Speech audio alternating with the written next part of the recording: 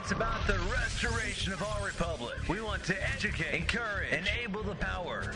We stand for integrity, honesty, self-reliance, self-defense, and most importantly, no compromise on our foundational principles. This is America's Voice Now.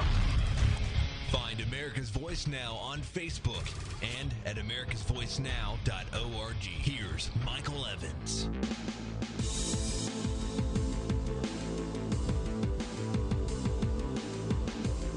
Good morning, America.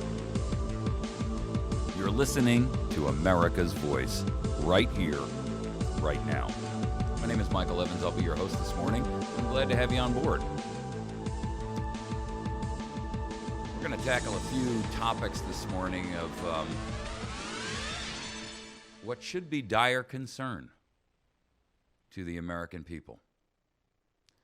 And yet, we see treason at every turn of the screw, and the nation sits around in shocked, stunned silence.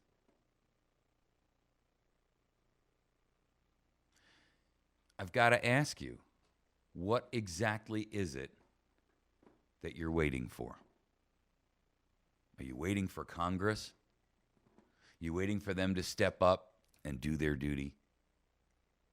For them to impeach Barack Obama, Eric Holder, waiting for them to remove the roadblock of Harry Reid from the Senate. Oh, you're waiting for 2014's election so that the GOP and the Republicans can take over the Senate, because that'll fix it.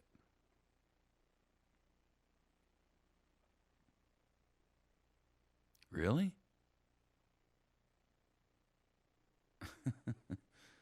Really? Well, I think you're wrong. I think you're desperately, horribly wrong. I mean, people say, well, what is it that the GOP is waiting for? I mean, they have all of this incontrovertible proof. They've got enough to go after them. As if that will save the day.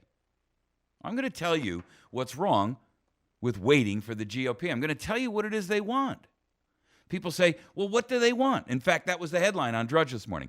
What is it that the GOP wants? Why do they wait? That's easy. That's very easy.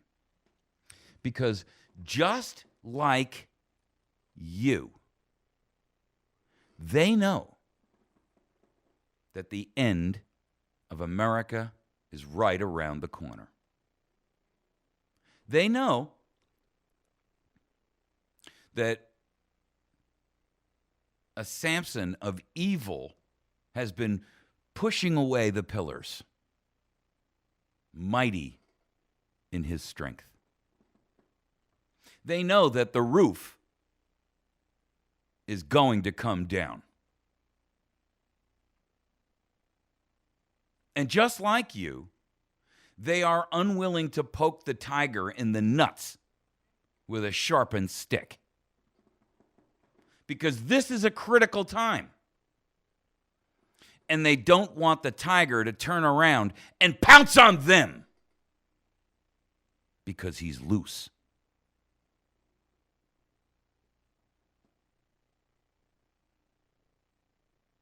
And they would prefer he go after you. So they sit and they watch, from a safe distance, of course, as the tiger's tail twitches, as his muscles quiver and bunch, as he lowers himself down and his tail snaps. And he quivers with excitement and tension just before he leaps.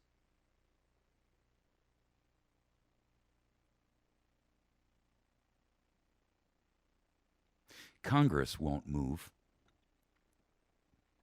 because, like the theory of, I don't have to outrun the bear, I just have to outrun you. They've abandoned you.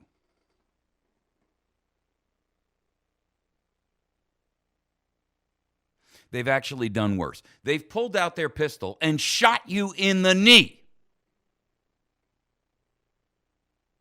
to ensure that the bear will stop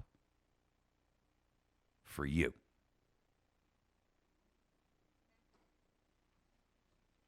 This is treason of the most blatant, the most heinous, the most evil, the most self-serving form. And like a hoarder's home, there's not a single corner you can find that's free of the filth and the disease and the corruption that they have engendered. Hey, America, what are you waiting for? Haven't you had enough yet? Or are you going to sit around and you're going to grumble over a bag of chips on the couch? And you're going to sit there and you're going to wait until perhaps the local police or maybe the county sheriff's department that's just been militarized by your Pentagon kicks in your flippin' door. And when they do, they're going to send your wife and your daughter one way, and they're going to get into a vehicle. And you and your son are going to be dragged another way. And then you'll be separated. And then when you arrive at the destination, you and your son will be separated again. And you'll go into one box and he'll go into another. You're headed to a re-education unit because you're an old dog and it's hard to teach those old dogs new tricks. Perhaps you're just going to wait until you come up one morning and you hear, and you think it's a knock, and then it continues. And you realize that what they're doing is placing a foreclosure sign on your home, the one that you've been hiding in, afraid to speak out because you've been afraid of losing it because, hey, this is all I've got. It's just my home. And where would we go? But now that's all over because the foreclosure sign's on the front door and the economy is in scrap heap and your money is worthless. And it doesn't matter how many mound stacks you hand to the bank, they just don't want to hear it.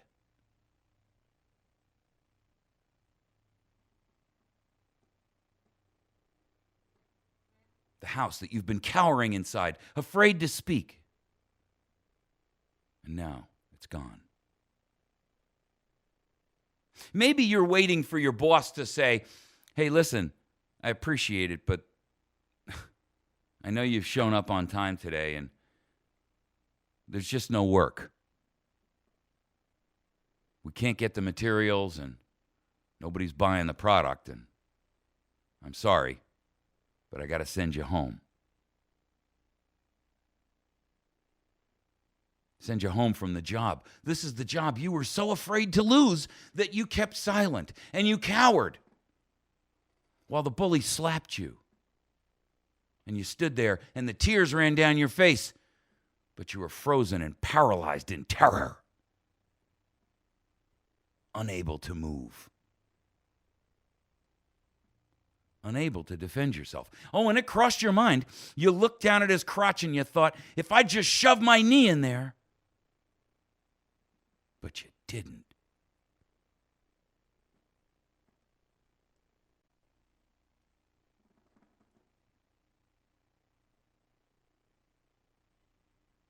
You see, you've sat silently, quietly, cowering. When you're out in public, you say, yeah, I don't know about those conspiracy theorists. And then you get home and you sit on your couch and you say, there's a whole lot more to it. And when you've sat in church, you've wondered, why isn't the pastor talking about it? And you might have approached him and said, maybe we ought to talk about this. Maybe, Pastor, you should bring this up to the congregation and let them know. And he says, well, we can't get involved in political discussions. This is a church after all. And of course, and what he really meant is we don't dare endanger our tax-exempt status. And you said, well, I'm not capable of speaking out because, I'm not articulate enough, and I stumble over my words, and I'm really not sure what to say. And I can't remember all those facts and figures because I'm too busy watching sitcoms at night. And I'm too lazy to sit down with my typewriter or my computer and type those facts up. Or just copy and paste and maybe make them big and bold so that when I'm standing there, I can't forget. And I'm unwilling to spend the few minutes that it's going to take to stand in front of a mirror and practice. Because the truth of the matter is, I'm a lazy piece of... And I'm waiting for somebody else to come and save my sad, sorry, sackless ass. Because I'm a coward.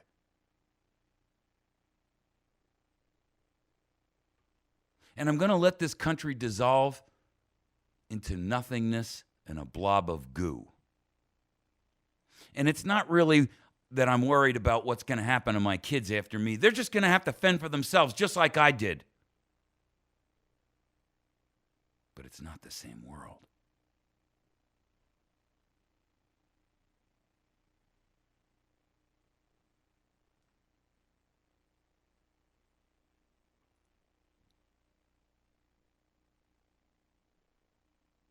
Isn't it terrible? The IRS is doing. The president releasing those terrorists. And the VA, 100,000 men and women who can't even get an appointment. 100,000. 57,000 of them filed for an appointment and never even got one. Just to get their first visit, just to get a checkup, just to see the doctor. Some of them just had a toothache. Some of them maybe needed a pair of glasses. And a lot of them had these funny, lumpy tumors that they could feel. But I don't want to say anything because, well, I don't want to be on that list.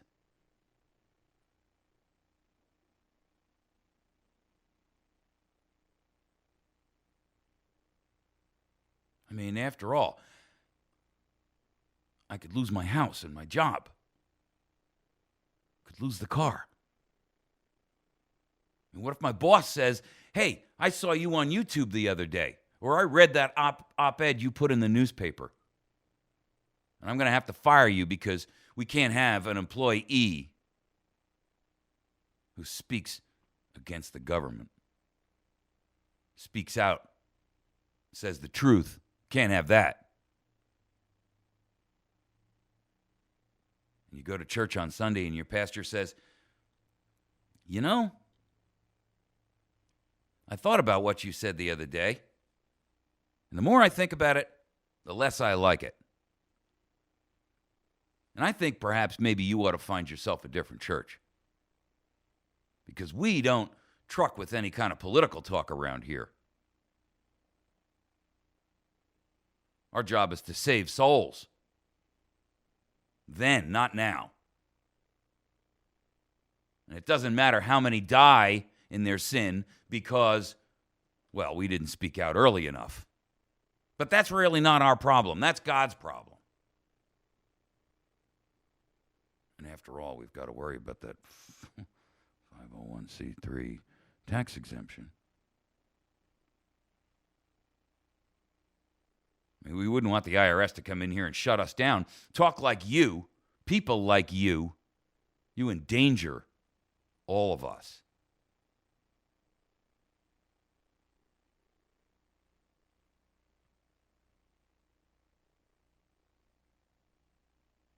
Well, I would submit to you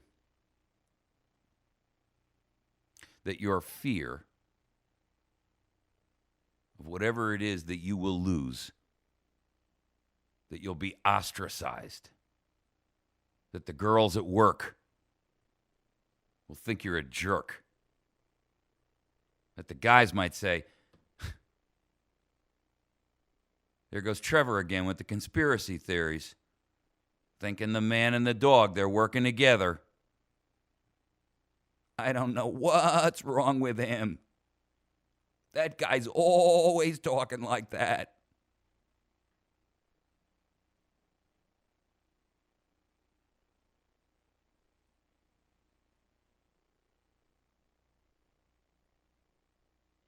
Truth of the matter is, we're beyond salvage, America. We're beyond salvage. It's over. The Republic's dead. And you've stood by and watched it happen.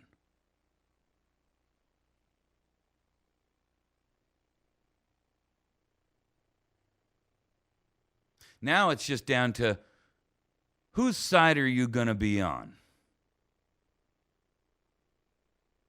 Because if you've sat here cowering in fear, pissing your own pants in terror, what are you going to do when you're handcuffed to a chair and they're saying, you know,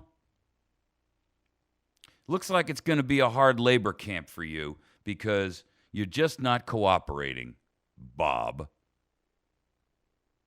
Charlie, Dave, Cindy.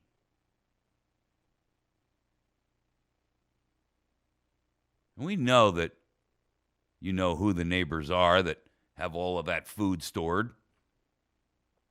We know that you know in your community who are the rabble-rousers. I mean, we have a really good idea already. And the truth is, we know that you've been communicating with them. But since you're unwilling to tell us, I mean, there's absolutely nothing we can do. We're just going to throw you away until the spider webs grow.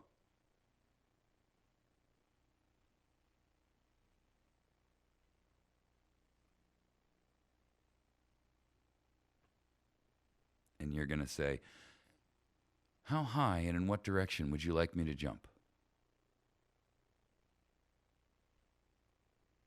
Because here you are fearing, I'm going to go to some federal camp. I'm going to go to some prison. I'm going to have to fight. Somebody might poke me from behind. Oh, my goodness. You yellow-striped, lily-livered.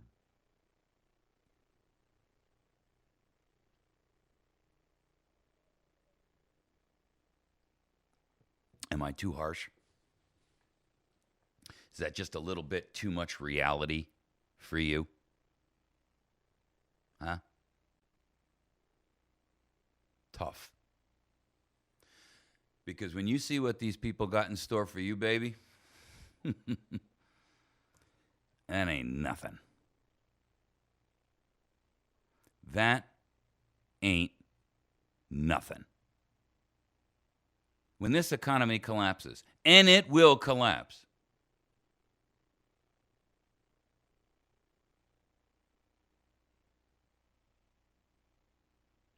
when your friends and your neighbors are knocking on the door saying, you know, I remember you were talking and I know you were telling me I should store up some food, and we didn't do that because we just didn't have the money to do it. But that means I know you've got some. Can I have some for my kids because we haven't eaten in 3 days?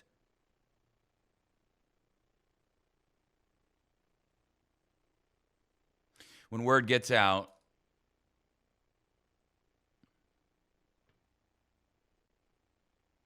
when this economy collapses, and it will collapse, that's why your congressmen are sitting on the sidelines cheering on a traitor.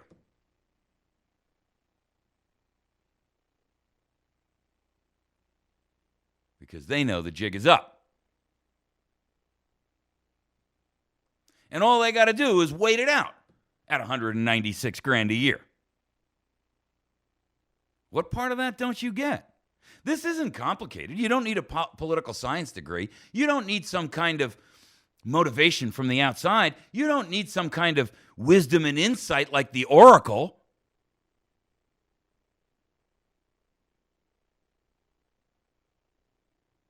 In the face of multiple scenarios, the simplest one is always the answer.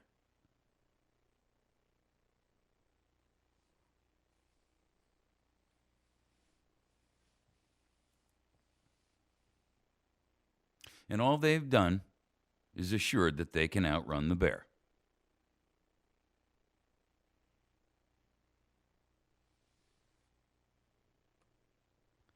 America, treason at every turn of the screw, without fail. Issue after issue, day after day, move after move, always incremental moves, like a chess game, slow, methodical, patient.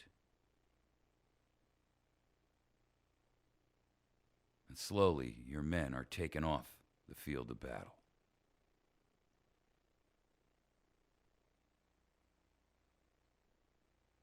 And you sit and you blithely listen to the lies and you listen to the deceit.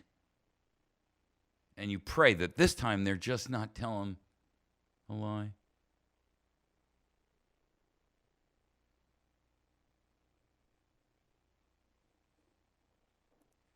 And you go to church and your pastor reinforces it with the old hymn, trust and obey. For there's no other way. And that's the part that resonates in your wetware.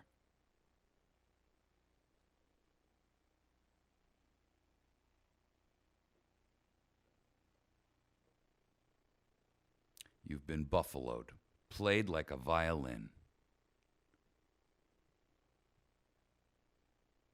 Sadly, but played nonetheless. We're going to take a break. When we come back, we're going to tackle our three other topics. 100,000 vets waiting. 57,000 of them never even got in the door. Never even got an appointment? Nope. And the other 43, well, they're still waiting for the first appointment. Our third segment is the IRS, who gave the citizens' records to the FBI. Huh? That would be called, let's see. Oh, that's right. Government-sponsored terrorism. Hey, could you pass those chips? I'm kind of snack hungry. Because this sitcom here, this one's a funny one. And our fourth segment. Law enforcement loaded for bear? No. They are loaded for you. We'll be right back.